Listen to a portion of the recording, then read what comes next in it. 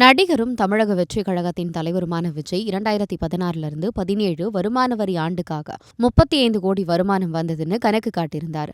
அதுக்கு பிறகு அவர் வீட்ல வருமான வரித்துறை சோதனை நடந்துச்சு. அந்த சோதனையில 2015 அவர் நடிச்ச புலி படத்துக்கு சம்பளமா வாங்கின 15 கோடியா வருமான கணக்குல காட்டலன்னு தெரிய வந்தது.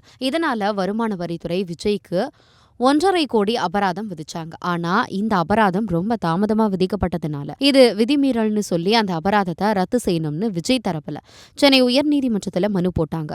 இந்த மனு மீதான விசாரணை முடிஞ்ச நிலையில நீதிமன்றம் தீர்ப்பு சொல்லுச்சு.